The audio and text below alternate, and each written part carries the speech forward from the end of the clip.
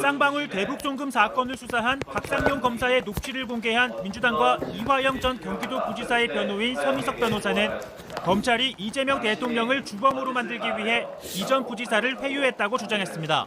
실제로 이재명 씨가 완전히 주범이 되고 이 사람이 종범이 되는 식의 자백이 있어야 저희가 그걸 할 수가 있고, 그다음에 뭐 경쟁이나 이런 것들도 저희가 다 해볼 수가 있고.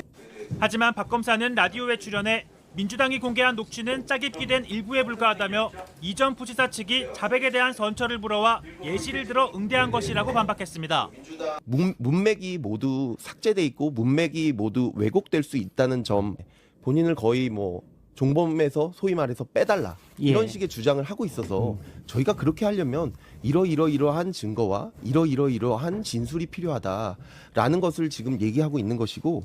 그러자 서미석 변호사는 박 검사의 녹취를 추가로 공개했습니다. 제가 아침에 그 말을 했어요. 어차피 좋다. 그러면은 사건도 묻어주고.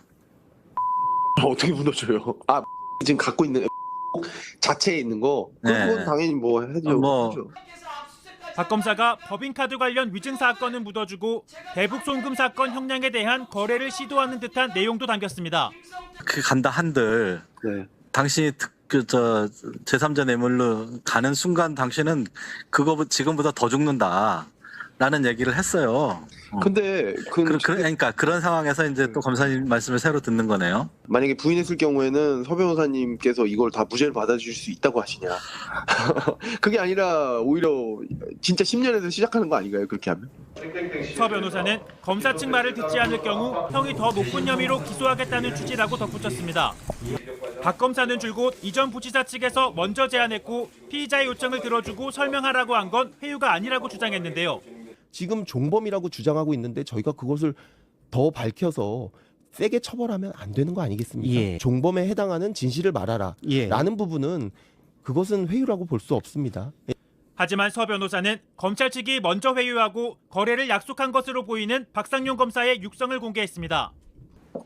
제가 한 가지 말씀드릴 수 있는 거는 아마 제가 약속드린 거는 거의 그대로 될 겁니다. 약속. 그러니까는 이래도 되는 건지도 모르겠어요, 나는. 박상훈 검사하고 그 서민석 검사 녹취 들어보셨잖아요. 그거 짜집기 됐다 하는데 짜집기 안 된 거 저 들려드릴게요. 제 시간만 좀 틀 테니까 한번 틀어봐 주세요.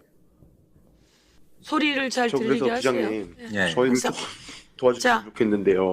뭐 그것도 저희가 어떻게든 뭐 한번 시간을 좀 주심만 주십시오. 하든지. 아니 뭐 주신분만 왜냐하면은 저도 이게 지금 힘드신 거 저도 알아요. 예, 저희도. 그러니까 결정을 어떻게 왜냐하면은 이제 이거는 솔직히 법조인끼리 하는 말인데 예. 완전히 제가 만약에 이걸 인정하는 순간 완전 호구짓한 거 아니에요, 내가.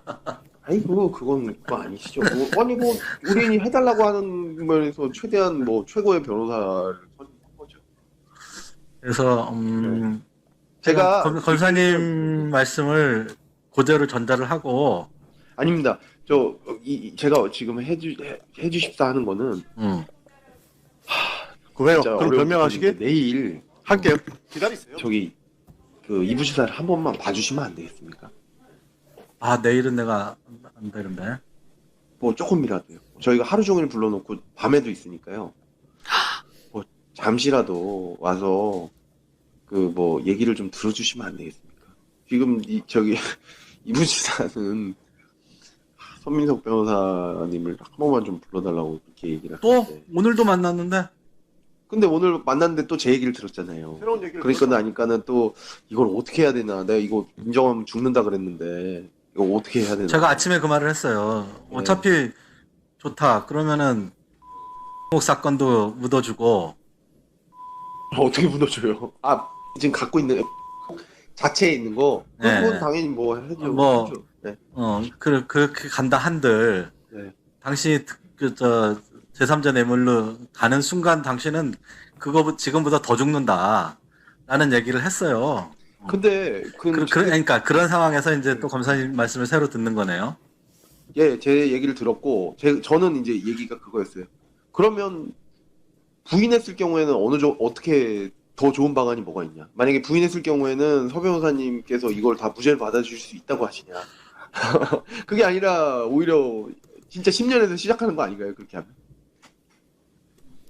저는 예, 저는 그러니까 대안을 제시해야 되지 않겠어요? 만약에 그러면은 그게 아니면 만약에 그 뭐 방조까지 해서 뭐 하면 만약에 전부 다 집중해 주십시오. 만약에 예. 그 뭐 방조까지 해서 뭐 일단 2년 6개월까지 최대한 간다고 하더라도 제가 그거는 예 그러면 일단 이 사람은 이제 실리를 선택하는 거고. 근데 그게 아니라 그냥 생자 부인을 해서 지금 입장으로 계속 간다. 그러면 저희는 뭐 한 10년 이상 구형을 할 거고 당연히 그 부분에 대해서는 어떻게 대응을 하시는 솔루션을 부장님 만약에 주셔야 될 텐데 그러니까 그거는 뭐라고 하시냐 제가 그게 궁금하더라고요. 예. 이분과 나의 그 안 중에 하나는 예. 그냥 죽어버리자. 아 죽으면 나중에 기다린다. 알아서 살려주지 않겠냐? 예. 그거는 정말 제가 볼 때는 아닌 것 같아요. 아직 어떻게 될지 모르는데. 그 자기 비리를 알고 있는 그 사람을 어떻게 단면을 해줍니까? 그리고 부장님 해주시겠어요? 그리고 지금 그렇게 할 거면 당에서 나서서 해줘야죠. 그래야 당에서 나서서 이렇게 했는데 그때 안 됐으니까 이건 정치적 사건이다 되겠죠. 지금 당의 입장은 개인 비리라는 거 아니에요? 지금 개인 비리라고 했는데 그때는 다음에 정권이 바뀌면 개인 비리가 아닌 게 됩니까?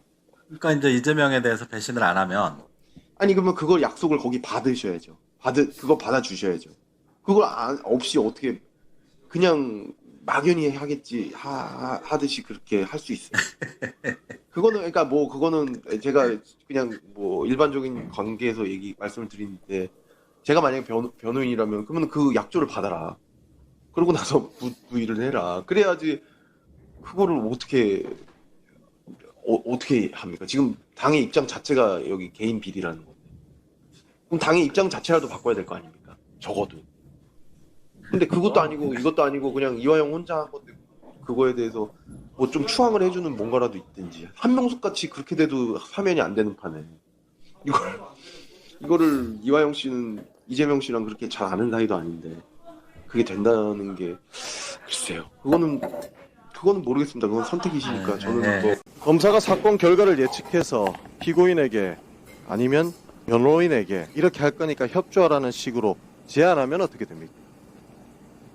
예, 지금 말씀부터는 이제 어쨌든 그 지난주부터 있었던 보도와 관련된 아니 그러니까 어떻게 되냐고요. 그 내용에 따라서 상응한 예. 되게 잘못된 어쨌든 것이 그렇게 수사하면 안 된다라는 거죠. 그렇죠. 그렇게 수사했을 경우에는 상하 책임을 물어야 된다. 맞죠? 예. 예, 제가 녹취록 하나 들려드리겠습니다. 소리를 좀 크게. 어쨌든 간에 두 가지가 더 될 거거든요. 하나는 뭐 제3자 뇌물이든 직접 뇌물이든 어쨌든 그 외환거래법 위반의 것들이 그대로 제3자 뇌물로 되되 그거는 공범을 이재명이랑 같이 갈 거고 동시에 그 직권남용 묘목이랑 밀가루 부분 뭐 그거는 막 그렇게 중요한 건 아닌데 어쨌든 그것도 이재명 씨랑 공범으로 갈 거고 그렇게 기소가 되면 결국에는 재판이 절대 신진우 재판장이 선고할 수가 없는 사이즈가 되거든요. 그게 그렇게 되면 좀 지나면 일부 지사는 아마 나갈 겁니다. 그리고 저희 보석도 마찬가지고 그렇게 하면 나가셔가지고 뭐 그걸 도모하시고 그다음에 뭐 문승욱이든 뭐 그런 것들이든 이제는 그냥 뭐 완전 검찰 편에서 이재명 재판의 참고인이 돼버리는 상황일 거고 자기 재판도 있긴 있는데 그건 거의 종범인 거고 그런 상황에서는 뭐 저희가 솔직히 문승욱 씨나 뭐 그 녹화한 것도 이제 그 무렵 되면 그렇게 중요할까 생각이 들어요. 저희도 그렇게 되면 그래도 만족할 수 있는 결과가 그게 제일 아니시겠습니까? 직무대행님. 애초에 쌍방울 수사도 별건이죠. 별건이라는 취지가 어떤 취지로 했어요? 법카에서 시작한 거 아닙니까? 쌍방울 법카. 어쨌든 뭐 예. 맞죠? 아니, 네. 금융정보분석원 자료부터 시작했습니다. 그렇죠. 예. 네. 이렇게 수사해도 됩니까? 지금 들어보셨잖아요. 설계해놓고 이화영 구지사 나갈 겁니다. 이렇게 하면 이 부분 듣고 어떤 생각이 드셨습니까? 원래 검찰 수사 이렇게 합니까? 아닙니다. 원래 변호인에게 이렇게 될 거니까 협조해줘라 이런 식으로 얘기합니까?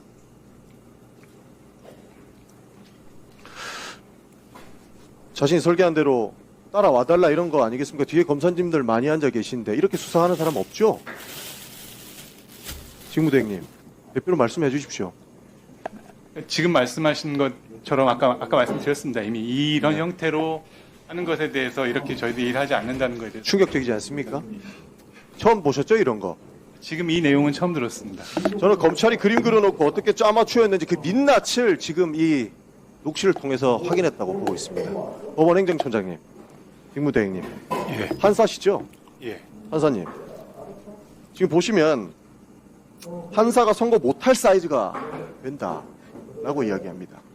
그거 검사가 판단해서 그렇게 되면 이화영 부시장 나갈 겁니다라고 이야기합니다. 원래 판사의 판결 못할 사이즈를 검찰이 판단합니까? 그건 아닌 것 같습니다. 이거 이렇게 어떻게 보십니까? 이 녹취를 듣고 제가 말씀드리신 사항 아닌 것 같습니다. 그게 끝입니까? 알겠습니다. 직무대행님, 이 정도면 사건 설계가 아니고 거의 소설가 수준입니다. 그리고 이렇게 따라오라고 결국 만들어냈다라고 함의적 의심을 할 수밖에 없는 겁니다. 저는 사실 한편의 영화를 봤다고 보는데 부당거래, 더킹 이런 검찰의 부패 영화가 그냥 나왔다고 생각하지 않습니다. 딱 이 녹취만 들어도 다 나오지 않습니까? 언론 보도만 봐서는 잘 모르겠다는 부분도 직접 들으시니까 어떻습니까? 여전히 전체 녹취에 대한 파악 필요성 봐야 된다. 이 정도만 들어도 모르겠습니까? 지금 말씀하신 그 취지랑 강도는 이해를 합니다만 네. 전체에 대한 파악은 반드시 필요하다. 그리고 그 이전 녹취도 들으셨겠지만 해당 녹취는 나왔습니다. 법인카드 문제는 묻어준다는 내용 아닙니까?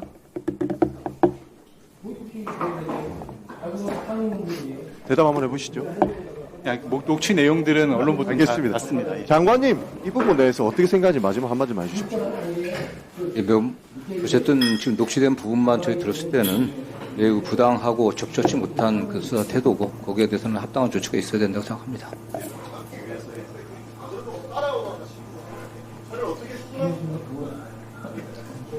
예, 전영기 의원님 수고하셨습니다. 아주 충격적인 녹취인데요. 너무나 충격적인 녹취인데요. 예. 이렇게 충격적인 녹취가 이재명을 주범으로 하고 이 사람은 종범이 되고 지금은 상임위가 아니고 국정조사위원회입니다. 김명동 의원님. 그래서 우리는 잘못된 걸 바로잡아 가자고 국정조사를 하는 거잖아요. 신동욱 의원님 충격적이었죠? 네, 신동욱 의원님 충격적이었죠? 이 녹취 충격적이죠? 신동욱 의원님 너무나 충격적이에요. 이제는 윤석열과도 끊어내셔야 되는데 이 녹취의 주인공과도 끊으셔야 돼요. 이게 뭡니까 도대체? 예? 제가 치안본부에서 물고문 받고 검사가 조사할 때 그냥 따라가던 시절이 있었습니다. 그런데 그때는 그러려니 그래도 그거 박종철 열사 죽음으로 온 세상에 다 밝혀졌어요. 그래서 그들 처벌 다 받았거든요. 이 세월이 지나서 또 이런 녹취가 나오다니 아주 충격적입니다. 여러 가지가 있어서 예. 기사가 한번 나오긴 했는데요. 예. 이런 것도 돌려보시면 좋을 것 같습니다. 예. 주요 언론에서 안 나와서 그렇고요. 네. 김성태를 예. 잡아오잖아요. 예. 잡아와서 이제 황당한 걸 이제 지키게 되거든요. 예. 그러니까 김성태를 올가매기 위해서 김성태 주변에 있는 사람들 다 구속시키고 그렇죠. 다 탈탈 다 털어줘. 엄청 예. 다 탈탈 떨립니다. 그리고 그 사람들 다 데려다 놓고 거기 1313호 예. 거기에서 김성태가 아직 넘어가기 예. 전에 예. 박상용을 몸으로 안습니다. 박상용을. 예. 예. 그리고 검사실에서? 너랑 나랑 검사실에서? 검사실에서 예. 너랑 나랑 이 자리에서 떨어져 죽자. 그럼 모든 게 끝나겠지. 요 현장이 있었다는 게 나왔습니다. 제가 그걸 증언으로 듣고 보니까 그거를 나왔더라고요. 어디서 나왔어요, 그게? 그래서 그걸 보면서 아 이거는 빼도 박도 못하겠지. 네. 둘이 아니라고 하겠지. 예. 근데 이런 구체적인 것까지 나왔기 때문에 예. 예. 의원님 조금만 더 설명을 해주시면 그거는 1315실 검사실에서 예, 김성태가 예. 박상용을 끌어안고 예. 너랑 나랑 다 같이 여기서 뛰어내려서 죽자. 그렇습니다. 그러면 이 사건이 끝난다. 네. 그러면 박상용과 김성태는 그 이전부터 매우 끈끈한 사이였다. 아니 박상용과 김성태가 예. 이거는 이화영하고 상관이 없다. 네. 이재명하고 상관이 없다. 그런데 김성태를 잡기 위해서 김성태 조직과 회사를 다 터는 네, 거죠. 그랬죠. 그 예. 과정 속에서 예. 거기서 나온 것이고 예. 그런 과정 속에서 이런 것이 관계가 없다는 걸 증명하는 의미인 겁니다. 그런데 그 다음에 예. 넘어가게 되는 거죠. 어. 넘어가서 이제 이화영 그러니까 회유와 그렇습니다. 그 협박에 넘어가서 회유와 협박. 뭐 이화영을 오히려 더 김성태가 욕설까지 하면서 그 다 나왔죠. 이화영에게 욕설 하기 전에 그렇게 이야기한다는 겁니다. 다 끝났어. 다 끝났고 이제 못 빠져나와. 그러니까 여기서 우리가 살 길은 이거밖에 없어. 이렇게 그러니까 검찰에 협조하고 그렇습니다. 뭐 얼른 나가서 그 해결을 하자. 나가서, 여기서 우리는 못 받 이제 끝났어. 맞습니다. 그러니까 이재명을 주범으로 만들고 우리가 종범이 돼서 나가는 거 말고는 다른 탈출구가 없어. 그러니 검찰 박상용한테 협조합시다 형님 이렇게 했다는 거죠? 그렇죠. 그런 내용이 둘이 안고 그러다가 백정화 선생이 정신 차려 이렇게 나오고 변호인단이 바뀌고 이러면서 실제로 검찰에서 받았던 모든 증거에 대해서 부동의하고 재판 기피 신청을 하고 하면서 급변침이 되면서 여기까지 온 거다. 여기까지 온 거죠. 예, 거기에 그러면서 검사실에서 일어났던 그 많은 폐악질들이 온 세상에 안 나올 줄 알았죠. 네. 그거 안 나왔죠. 문제 제기를 해왔지만 그들은 계속 살아왔죠. 네. 그런데 우리가 정치 검찰의 우두머리 윤석열부터 깜빵으로 보내고 세상은 바뀐 거죠. 그런데 그 폐악질의 근본적인 대상이 난도질 당한 대상이 이재명이었는데 네. 그 사람은 대통령이 된 거란 그렇죠. 말이에요. 세상은 바뀌었어요. 네. 그리고 정의로운 사람들이 예. 이에 대해서 추궁해 나가기 시작하고 예. 알겠습니다. 그 지금 뭐 10개 정도 이제 문자도 나오겠죠. 그러면 문자 그러니까 문자도 오겠죠. 문자. 네. 네. 문자만 올까요? 더 있을 겁니다. 또 뭐가 저희는 있습니까? 배상윤을 불렀습니다. 배상윤. 예. 배상윤이 옵니까? 캄보디아에서 KH 그룹 배상윤. 회장. 예. 배상윤이 사실은 SBS와의 인터뷰를 통해서 이것은 쌍방울 관련된 사건이고 경기도하고는 아무 상관이 없다라는 증언을 하고 나는 다시 귀국하고 싶다라는 입장을 밝혔는데 여태 캄보디아에 있는 걸로 알고 있는데 여태 캄보디아에 있고 예. 체포영장도 나오고 했는데 예. 잡아오지 않는 거죠. 그래서 제가 예. 국정조사위원회에서 네. 증인으로 정중히 요청한다. 배상윤이 그럼 언제 옵니까? 증인으로 오시오라고 운도 띄워놨고 네. 연락도 해놨는데 예. 거기서 판단하고 있을 것 같습니다. 배상윤도 증인 신청을 했으니 네. 그가 곧 귀국해서 국정조사장으로 오기를 바란다. 수갑 채워져서 오지 말고 예. 이런 장에 와서 예. 이야기하면 좋겠다. 양심 라고. 고백을 해라. 예. 라고 촉구하시는 걸로. 자신의 이야기를 풀어내면 되는 거죠. 네. 그러면 지금 이 상황에서 김성태도 흔들린다고 해요.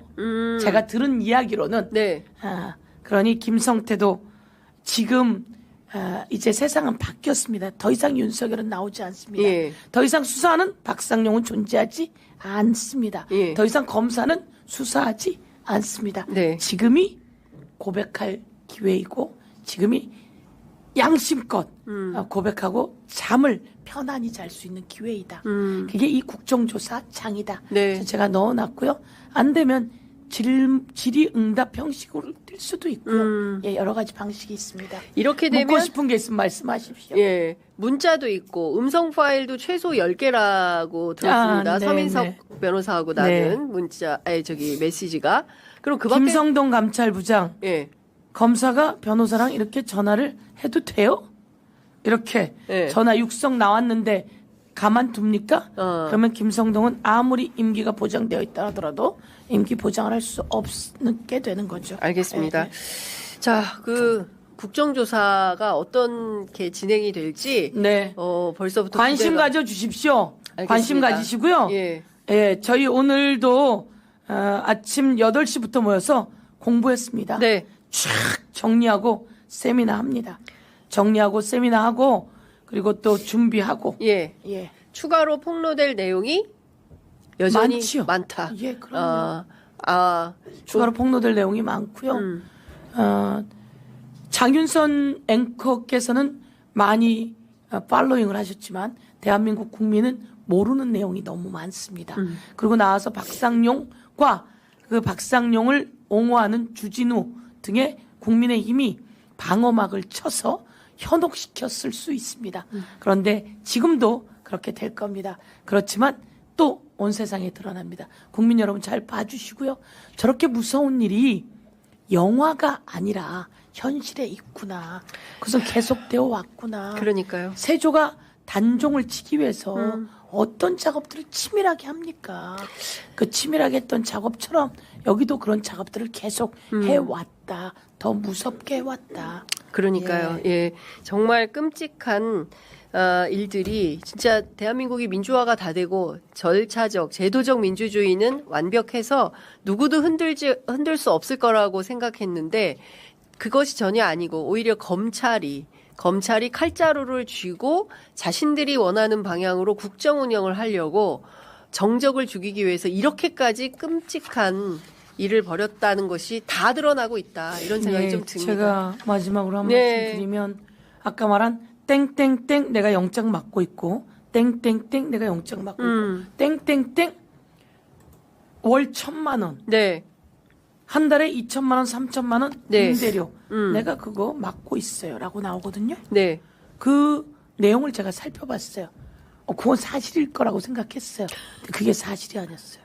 협박한 월 2,000만 원 내지 3,000만 원씩 줬다라고 네. 하는 그 내용이 사실이 아니었던 거예요. 그런 게 사실이 아니고 그 사무실은 그냥 예. 정상적으로 운영된 거예요. 그리고 영장을 맡고 있다는데 나중에 영장 다 쳐서 다 탈탈탈탈 텁니다. 근데 그게 그러니까요. 없게 된 거죠. 근데 사실 이 사건 초반에 변호사들도 다 압수수색 받았잖아요. 뭐 압수수색 현근택 다 변호사. 받았습니다. 예. 예. 그러니까 그래서 변호사가 없어가지고 그리고 그때는 민주당도 이거 개인 사건이다라고 일정 정도 선긋기도 했었고. 초기에는 그렇죠. 이게 그들이 무슨 그렇죠. 구조로 어떻게 했는지 모르니까. 그리고 예. 말씀처럼 개인 사건이다라고 하는 게 그것도 문제가 제가 네. 그것도 찾아봐야 되는데요.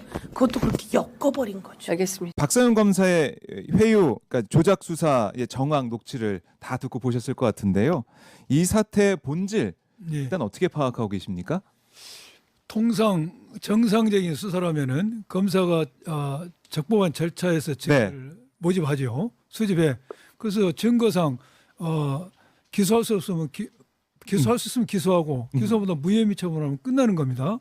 그런데 이 사건을 보면은 이재명 당시 민주당 대표를 기소한다는 결정을 내놓은 거야. 그 결정을 내놓고 이 결정을 수행하기 위해서 여기에 필요한 진술을 만들어낸 것이지.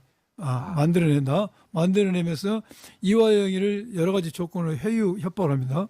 회유 협박하고 그것으로도 잘 마음대로 원하는 진술이 안 되니까 이제 선민석 변호사에게 전화를 해서 좀 애걸복걸을 하죠. 애걸복걸을 하네. 애걸복걸을 해. 내가 그거 보니까 읍소를 하는 겁니다 지금. 이거 설득해달라고. 이걸 보면서 참 비루하다는 생각이 들어요.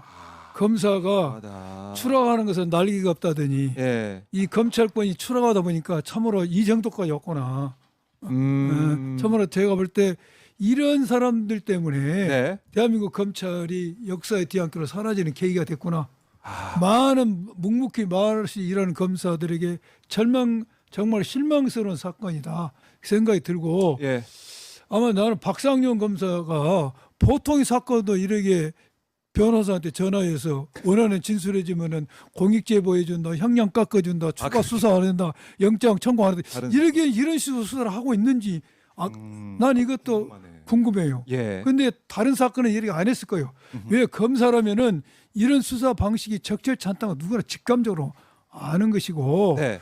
검사가 변호인하고 사건에서 이야기할 수가 있죠. 이야기할 수 있지만 그것은 어디서 합니까? 장소가 검사실에서 하는 것이지. 검사실에서. 그리고 내용은 서류로 제출을 받습니다. 이런 것이지 전화통 대고 야 내가 원하는 진술 해주면 예. 떡 줄게 감 줄게 뭐 줄게 이런 것은 있을 수가 없는 것이고 그래요. 이거 한 것을 보면은 예. 누군가가 이재명 당대표를 기소해야 되는 결정을 내놓고 이 결정을 따르고 이 목표를 수행했을 때 검사에게 얻는 이익, 뭐 인사의 이익 이런 거 이익이 있었을 거예요. 틈이 있겠지. 네. 예, 검사는 그런데 검사는. 그래서 이런 일이 벌어진 것 같아요. 참으로 검찰의 추락이 어디까지 가는가를 보여준 거예요. 있을 수 없는 일이 벌어진 있을 수 없는 일이다. 그래요. 근데 이제 박상현 검사는 그런 얘기를 해요. 이게 서민석 변호사가 오히려 이제 먼저 형량 거래를 제안했지만 이걸 이제 거절했고 예. 지금 공개된 녹취는 맥락에 교묘하게 왜곡이 된 거다 이런 반박을 여러 방송을 통해서 하고 있는 상황입니다. 뒷부분이 잘린 채 맥락이 왜곡됐다. 이런 반박은 어떻게 보세요? 지금 저도 언론에 그걸 봤어요. 예. 그런데 전화를 할 때 이제 상황을 우리가 알아야 돼요. 상황. 전화 상황을 보면은 2023년 5월 17일 날 이화영이가 내가 자백하겠다라는 취지의 면담 조서를 작성합니다. 네. 박상윤 검사가 5월 17일 날 그날 기념 파티를 하죠. 면담 내가 자백하겠다는 취지의 면담 조서를 작성하고 네. 기념 파티를 합니다. 아하. 그리고 5월 19일 날 이화영 씨가 자필 진술을 써요. 네. 이재명 대표에게 보고했다. 그러나 구체적이지 않아. 그러니까 5월 24일 날 박상윤 검사가 이화영을 상대로 구체적인 진술을 받기 위해서 조사를 합니다. 근데 그때 가서는 구체적인 진술을 안 해. 안 하면서 말하면 5월 26일 내가 이야기할게. 예. 맞아요. 그러니까 검사 입장에서는 이미 자백받았다고 상부에 보고해서 칭찬도 받았을 것이고 이거 뭐 잔치 분위기였을 거예요. 그런데 갑자기 구체적인 진술을 받으는 이 사람이 이걸 다 보고 26일 날 한다요. 26일 날. 예. 5월 24일 조사하면서 5월 26일 진술하겠다니까 5월 25일 날 첫 번째 전화를 합니다. 전화를 할 수밖에 없는 상황이야. 그렇게요. 그래서 5월 20일 전화를 하고 네. 전화 내용을 보면은 서민석 변호사 제안하고 거기다 통상적인 절차를 설명하는 과정이 아니야. 거기 보면 여러 가지 말이 나와요. 네. 설명하는데 그런 말이 나옵니까? 그래서 이 말도 나옵니다. 읍수한다고 합니다. 지 말로 읍수한다고 그래요. 내가 읍수합니다. 도와주세요. 사건 해결해 주세요. 읍수합니다. 고맙습니다. 이렇게 한다고. 그래서 먼저 서민석 변호사 먼저 전화해서 제안해서 설명했단 말에 국민을 다시 기망하고 있는 거예요. 그리고 나서 이화영 씨가 네. 다시 6월 12일, 14일, 15일에 또 자백을 해요. 네. 개운하게 자백합니다. 근데 6월 16, 18일은 구체적인 300만 불까지 금액을 알았냐는 진술을 드리면서 완전 부인해버려요. 6월 18일 부인합니다. 그러니까 6월 19일 날 불이합을 해서 전화를 한 거예요. 전화해서 뭐라고 합니까? 자백 조사를 할 수도 없고 쓸 데가 없다 이거. 좀 협조해달라. 법원에 가서 이들 질문 협조해달라. 예. 그러면서 여러 가지 또 이야기죠. 주범, 존범 문제, 그렇죠. 형량 문제, 충격적인 이런 이야기를 합니다. 이거 이 전화를 할 수밖에 없던 상황을과 녹취에 나온 내용을 감안해서 본다면은 전화를 당연히 검사가 할 수밖에 없는 상황. 그리고 내용이 검사가 단순히 절차를 설명한 것이 아니라 먼저 구체적으로 내가 원하는 진술을 해주면은 뭘 해줬다는 이야기를 하고 있는 겁니다. 모든 진술은 그렇죠.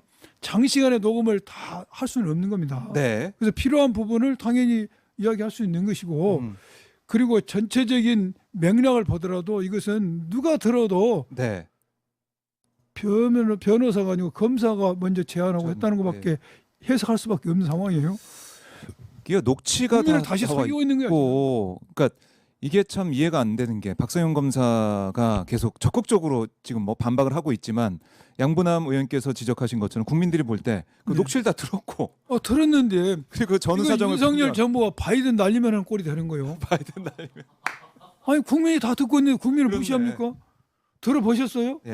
들어보면 누가 이야기를 하고 있냐. 그리고 읍수한다는 이야기 들어봤습니까? 읍수한다는 소리까지 나와요. 검사가 쪽팔리잖아. 검사가 그 수사 못하면 그만둬야지. 쪽팔리게 변호사한테 도와달라 읍수한다. 그 무슨 짓거리입니까? 프로꾸러 배운 것 같아.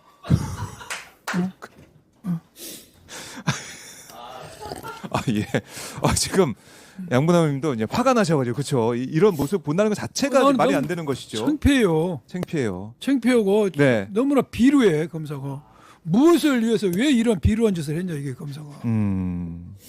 그래서 결국에는 그 뒤에 상부에 나는 그래서 있지 않을까? 있지. 상부에서 뭔가 강하게 지시를 내린 거지. 이제는 기소해야 된다. 그러니까 그 목적을 수행해서 검사들은 뭔가 목적을 주어지면 네. 강하게 수행하려는 그 욕구가 있거든요. 아하. 그러니까 정해놓고 이게 정해놓은 거야 이것은. 목표를 정해놓고 맞춰가는 상황. 그래서 진술도 필요하고 자백도 필요한 거지. 이 과정도 더 센 게 필요하고 이렇게. 그리고 이것이 보면 통상적 수사를 하면은 이화영 씨가 이재명 당대표에게 방북 비용 대납에서 보고했냐 안 했냐 진실이 왔다 갔다 하잖아요. 부인했다가 네. 자백했다가 부인했다가 하는데 통상 경우는 이런 사람 증거 쓸 수가 없습니다. 이런 증거 가지고 이재명 당대표를 입건 기소 못해요. 네. 그럼 결정적인 증거가 있었냐? 예. 없었죠. 결국. 그러면 결정적 증거가 없는 상태에 없기 때문에 이런 무리한 협의 협박을 한 거 아닙니까? 그렇다면은 보통 경우라도 이 정도 가지고 입건 기소 못한다 이것입니다. 법리상으로도 수사상으로. 근데 이것을 입건해서 기소해버린 거예요. 일단 기소만 하면 된다. 다음에 어떻게 되든지 간에. 그렇네 말입니다. 진짜 너무나 그래서 이것이 전형적인 정치적 사건이요. 정치적 것이죠. 법리적으로 따져봤을 때 수사 실무상 이화영의 진술밖에 없어. 이 진술을 왔다 갔다 해. 이 진술을 어떻게 증거로 쓸 수가 있냐 이것이지.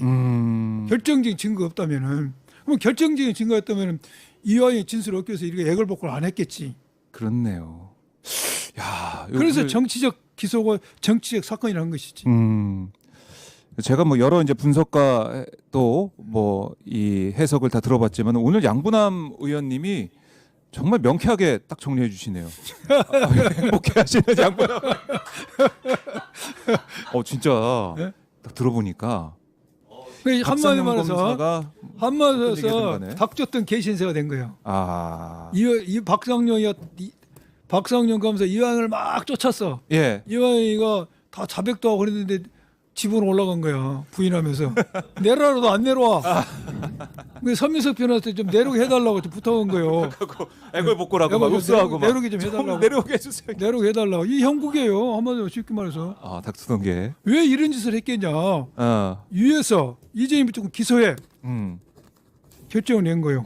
정적 제거. 이 결정을 수행하기 위해서 어떻게 해가지고 이화영한테 자백 받았는데 딱 부인해버려. 위에다 보고까지 했어. 진짜 애가 탔겠네요. 애가 타지. 어떻게든 간에 이걸 해야 되니까. 상황을 보면 그런 상황이에요. 그렇네요.